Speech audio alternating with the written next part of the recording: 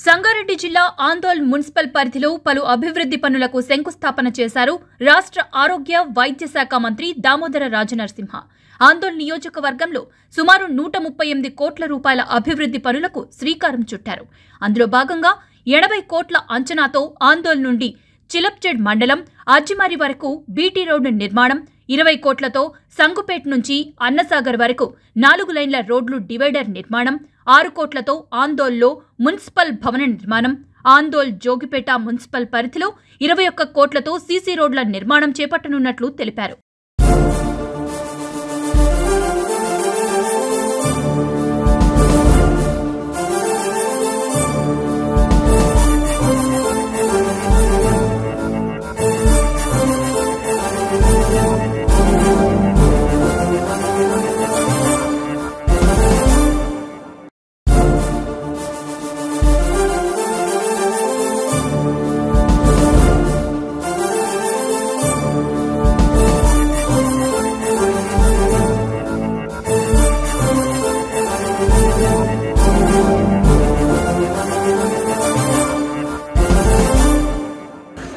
ప్రముఖులు లాక్కలు ఈనాడు ఈ సమావేశానికి విచ్చేసిన ఆందోళ్ జోగిపేట చిలిపిచెడు ఆత్నూర ఆందోళ్ నియోజకవర్గ పుర ప్రముఖులు ప్రత్యేకంగా ఈనాడు పరిసర గ్రామాలను చూసిన మహిళలు, పాత్రికేయ మిత్రులారా, మార్చి 17 వస్తే 100 రోజులు. మార్చి 17 వస్తే 100 రోజులు. ఈరోజు 7వ తేదీ మార్చి.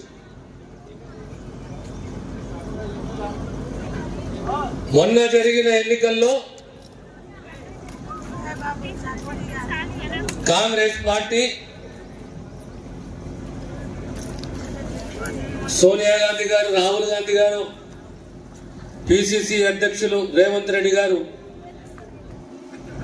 తెలంగాణ రాష్ట్రానికి ఏ వాగ్దానాలు చేయాలి, ఎలాంటి వాగ్దానాలు చేయాలి అని విశ్లేషణ చేసి 6 గ్యారెంటీలు మీ ముందు తీసుకొచ్చి మేము 100 రోజులలో ఈ 6 గ్యారెంటీలు మేము అందిస్తాము, మహాలక్ష్మి పేరిట మొట్టమొదట తెలంగాణ మహిళలకు ఉచిత ఆర్టీసీ బస్సు ప్రయాణం కల్పిస్తాము, ఆరోగ్యశ్రీని 5 లక్షల నుంచి 10 లక్షలకు పెంచుతాము, గృహజ్యోతి అని చెప్పి 200 యూనిట్ల వరకు ఉచిత కరెంట్ ఇస్తాము, 500 రూపాయలకే గ్యాస్ సిలిండర్ ఇస్తాము,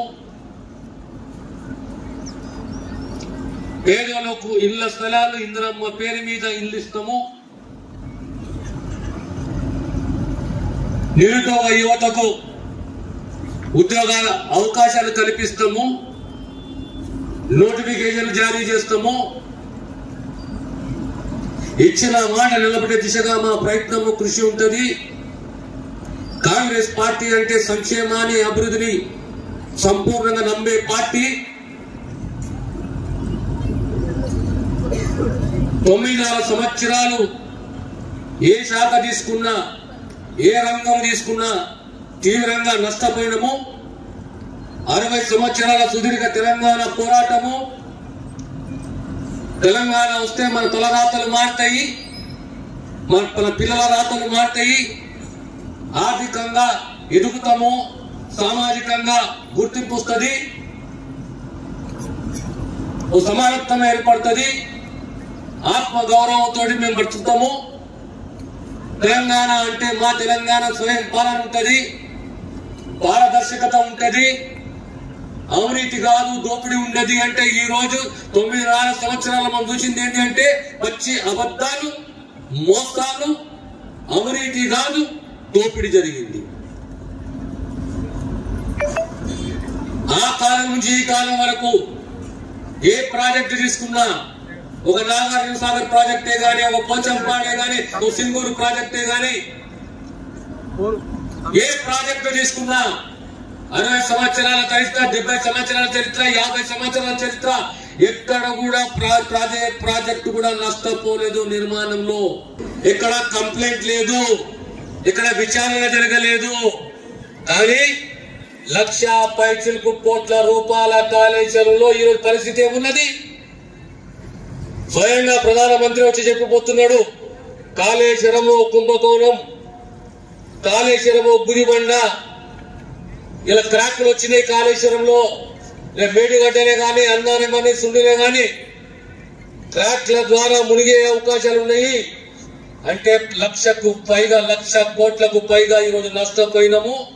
అదొక కుంభకోణం అని చెప్పి ప్రధానమంత్రి గారు అంటున్నారు.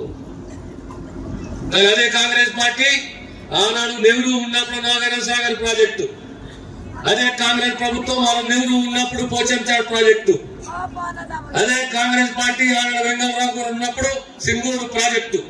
ఎక్కడ కంప్లైంట్ వచ్చినాయా? ఎక్కడా రాలేదు.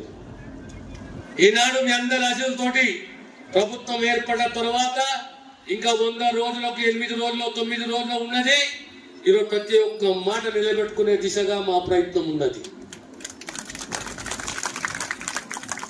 ఈరోజు మా జోగిపేట, మా అందోలుకు మాకు సుమారు 55 సంవత్సరాల సంబంధం ఉన్నది. 55 సంవత్సరాల సంబంధం. ఏ గల్లీ, ఏ వాడ, ఏ గ్రామం, ఏ గ్రామానికి ఏమి చేయాలి, ఏ మండలకు ఏ పని చేయాలి అన్నది మాకు తెలిసినంత ఎవరికి తెలియదు. ఓ సింగూరు కాలువ తీసుకొచ్చిన చరిత్ర దామోదర రాజనరసింహది.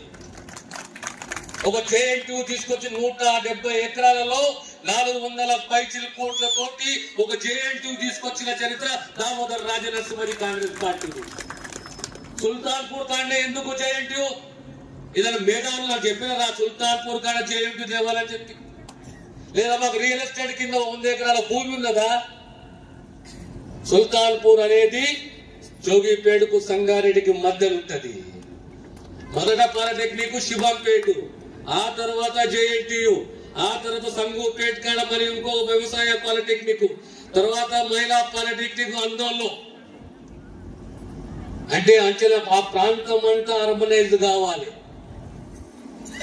ఆ ప్రాంతం అభివృద్ధి చెందాలి, వ్యాపార రీత్యా పెరగాలి అనే ఒక ఆలోచనతోటి ఈ కార్యక్రమాలు చేసినాం. మొన్న గెలవక ముందు ఆలోచనలు పడ్డలేము.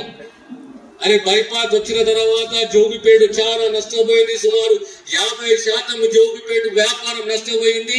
ఏమి చేస్తే జోగిపేట బతుకుతుంది, ఏమి చేస్తే జోగిపేట పూర్వ వైభవం వస్తుంది ఆలోచన చేసి మనసులో పెట్టుకున్నా.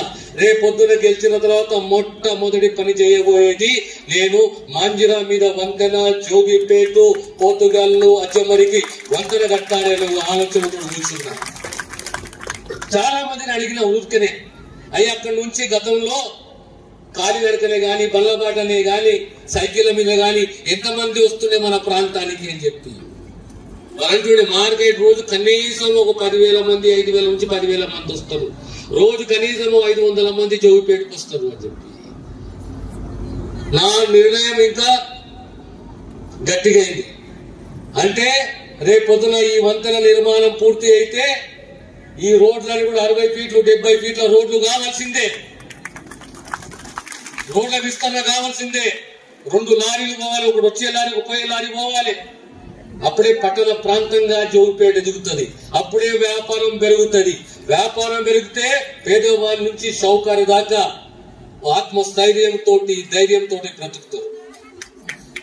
ఆ ఉద్దేశంతో ఈరోజు 80 కోట్ల రూపాయలతోటి ముఖ్యమంత్రి గారి దగ్గర కూర్చొని ముఖ్యమంత్రి గారు అడుగుతారు, అయ్యి అప్పుడే 80 కోట్లు కావాలి నీకు అంటే ఇది నా వంతెన, ఇది మా జోగిపేట లైఫ్ లైన్, ఇది మాకు కావాల్సిందంటే ముఖ్యమంత్రి రేవంత్ రెడ్డి గారు అంగీకరించారు.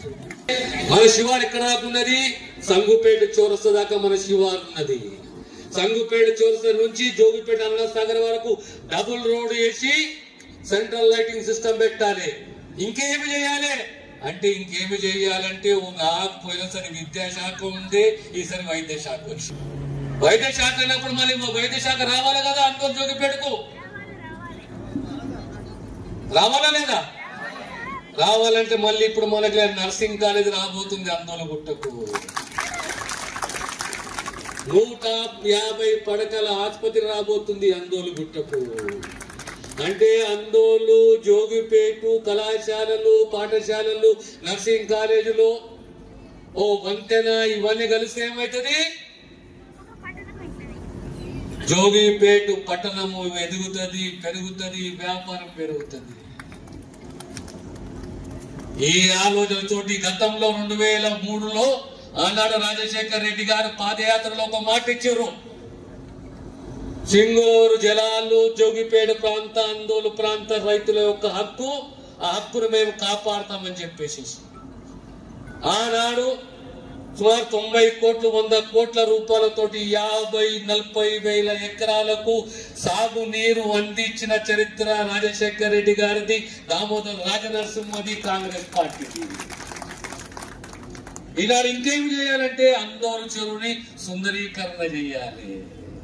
అందోలు చెరువుని, పెద్ద చెరువుని సుందరీకరణ చేయాలంటే ఏమి చేయాలి? సుందరీకరణ అంటే అమ్మ ఆలోచన చేస్తుంది, బొట్టు పెట్టుకోవాలన్నా చీర కట్టుకోవాలని చెప్పి. సుందరీకరణ అంటే బండ్లు మంచిగా చేయాలి, ఓ టూరిస్టులు రావాలి, పడవ ప్రయాణం ఉండాలి, హోటల్ కావాలి, అప్పుడు ఇంకా వ్యాపారం అనేది పెరుగుతుంది.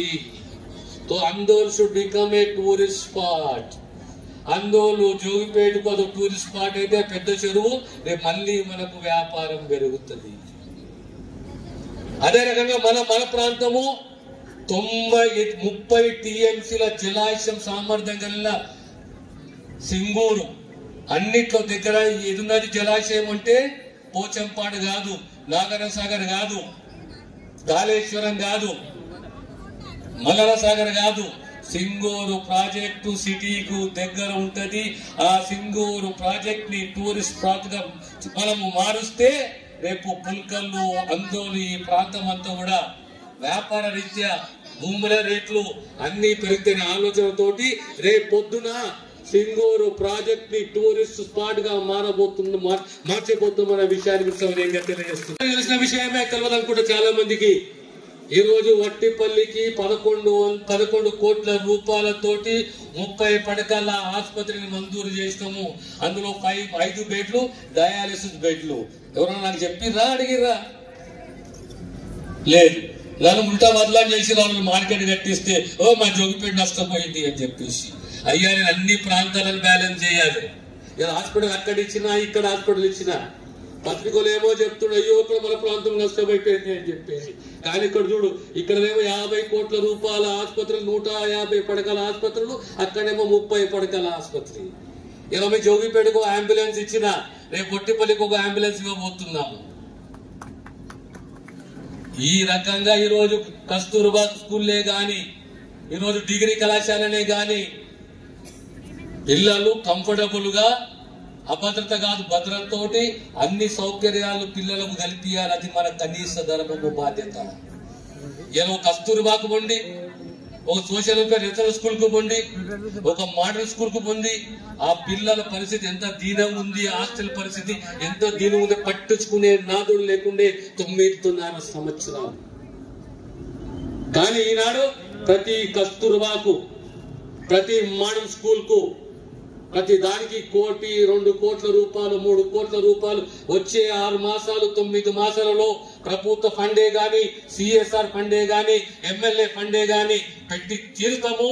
ప్రతి ఒక్క దానికి, ప్రతి ఒక్క కళాశాలని, ప్రతి ఒక్క స్కూల్ ని, ప్రతి ఒక్క రెసిడెన్షియల్ స్కూల్ ని చక్కగా స్టాండర్డైజ్ చేసి పెడతామనే విషయాన్ని మీకు సవినయంగా తెలియజేస్తున్నాను.